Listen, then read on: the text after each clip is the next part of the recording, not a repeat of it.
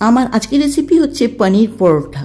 এই মুখরোচক পনির পরোটা আমরা সবাই বানাতে জানি, তবে সঠিকভাবে না বানালে কিন্তু পুর চারদিক দিয়ে বেরিয়ে আসবে আর ভালো হবে না। তাহলে চলুন জেনে নিন আমার স্টেপ ফলো করে আমি কিভাবে বানাই, কোনো দিক দিয়েই পুর বেরোবে না আর দারুণ স্বাদ হবে। তাহলে আসুন রেসিপিটা দেখে নিন। এখানে আমি 2 কাপ আটা নিয়েছি। এরপর আমি এর মধ্যে ভরে 1 চামচ ঘি দিলাম, আপনারা চাইলে সাদা তেলও দিতে পারেন। এরপর দিয়ে দিলাম অল্প একটু নুন আর দিয়ে দিলাম জোয়ান। এবার আমি শুকনো ময়ানটাকে ভালো করে আটার মধ্যে মেখে নেব। আটা দিয়ে করবেন, অবশ্যই এটা ভালো হবে। দিয়ে দিলাম অল্প অল্প জল দিয়ে আমি এটাকে নরম ডো মাখবো, যেরকম আমরা রুটির সময় মাখি ঠিক সেইভাবে। মাখাটা কিন্তু একদমই নরম হবে। এরপর আমি ভালো করে মেখে এটাকে ঢেকে 20 মিনিট রেখে দেবো। এরপর স্টাফিং বানাবার জন্য পনির নিয়ে নিয়েছি। পনিরটাকে গ্রেটারের সাহায্যে গ্রেট করে নেব।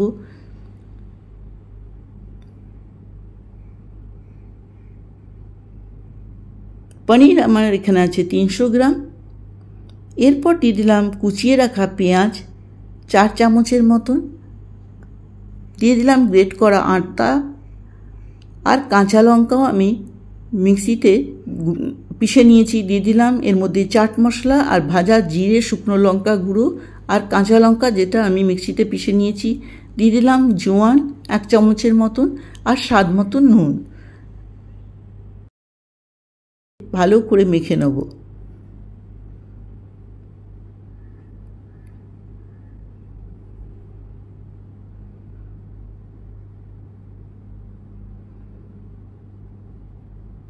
আবারও আমি একটু ভাজা মশলা দিলাম, জিরে, শুকনো লঙ্কা গুঁড়ো, মনে হয়েছিল একটু কম আছে। এদিকে দেখুন মাখা আটাটা আমার বেশ নরম হয়ে গেছে। আবারও আমি মেখে বড় বড় লেচি করে নেবো, যেরকম আমরা রুটির সময় করি। একটু বড়ও রাখতে পারেন আপনারা, যেরকম সাইজ বানাবে ঠিক সেইভাবেই বড় বড় লেচি করে নিতে হবে।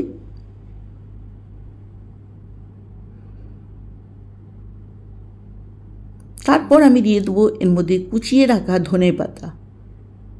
ধনেপাতা দিয়ে আমি আবারও ভালো করে মেখে নেব। পুর কিন্তু আমার কোনো জলীয় নেই, একদম শুকনো পুর হয়েছে। এবার আটা লেচিটাকে গোল করে বাটির আকারে করে নেব। পুরটা কিন্তু একটু ভালো করেই দেবেন, কোনো দিক দিয়েই কম দেবেন না। এরপর আমি ভালো করে মুখটাকে 4 দিক দিয়ে বন্ধ করে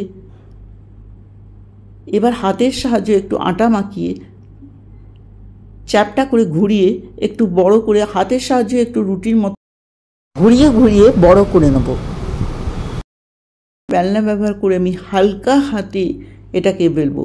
কোনো পুর ভরা পরোটা কিন্তু বেশি চাপ দিয়ে বেলতে নেই, আমরা সবাই জানি। দেখুন কোনো দিক দিয়ে আমার পুর বাইরে বেরোয়নি। তাওয়া আমার গরম হয়ে গেছে। এরপর আমি তাওয়াতে দিয়ে দিলাম।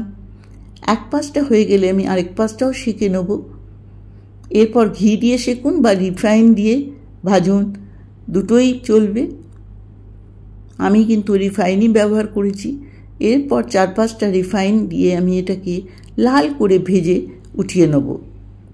এই পনির পরোটা খেতে কিন্তু সবাই ভালোবাসে, দারুণ স্বাদ হয়। গরম গরম পনির পরোটা দারুণ স্বাদ হয়। আচার, দইয়ের রায়তা বা চাটনির সঙ্গে দারুণ লাগে।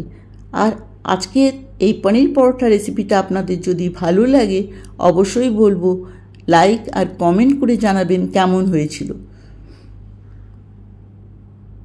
দেখুন 4-5টা কত সুন্দর করে ভাজা হয়েছে, কোনো দিক দিয়ে আমার পুর বেরোয়নি। তাহলে বানিয়ে ফেলুন পনির পরোটা আর আমাকে কমেন্ট বক্সে জানান কেমন হয়েছিল। আর আজকের রেসিপিটা দেখার জন্য আপনাদেরকে অনেক ধন্যবাদ জানাই। আবার নতুন রান্না নিয়ে দেখা হবে। নমস্কার।